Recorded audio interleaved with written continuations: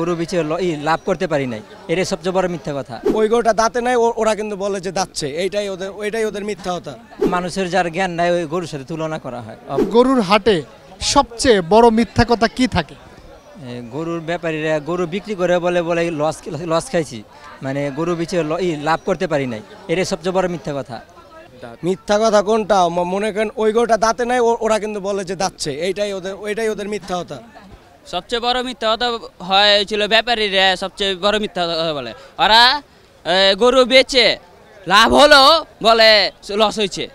ওয়ালটন আবারও মিলিনিয়ার অফারে ওয়ালটন ফ্রিজ কিনে আপনিও হয়ে যেতে পারেন মিলিয়নিয়ার। মানুষ কেন অনেক সময় আরেকজন মানুষকে গরুর সাথে তুলনা করে? গরুর তো কোনো জ্ঞান বুদ্ধি কিছুই নাই, অবলা, এই জন্য মানুষের যার জ্ঞান নাই ওই গরুর সাথে তুলনা করা হয়, অবলা বলা হয়। আপনাকে কেউ কখনো গরুর সাথে তুলনা করছে? না না না, আমি তো একজন পারফেক্ট মানুষ, আমাকে কেন বলবে? আপনি নিজেকে কিভাবে পারফেক্ট মনে করেন? এই যে আপনার সাথে কথা বলতেছি ভালোভাবে, এটা তো পারফেক্ট, এটা তো তার পরিচয়, ঠিক আছে না? আচ্ছা, গরুর হাটে সবচেয়ে খুশি থাকে কে? সবচেয়ে খুশি থাকে গরু কেনার পর গরুর মালিক, যে গরু কিনলো, ক্রয় করলো, উনি সবচেয়ে খুশি, বাসায় নিয়ে আনন্দ হয়। বিক্রেতা কি খুশি হয় না? সে তো টাকা পাইল। ওই তারা বলে যে লস খাইছি, লাভ করলে আর লস বলে, লস খাইছি, এটা তাদের মূল চাবিকাঠি। গরুর হাটে সবচেয়ে গরু কাকে বেশি ভয় পায়? এই যে বাংলাদেশে বর্তমানে যে চলতেছে টিকটক, আর তারপর হলো আপনার এই যে যারা ফেসবুক চালায় লাইভে আছে, এদেরকে ভয় পায়। মানুষকেই গরুর সাথে তুলনা করে যে তুই একটা গরু, এটা কেন বলে?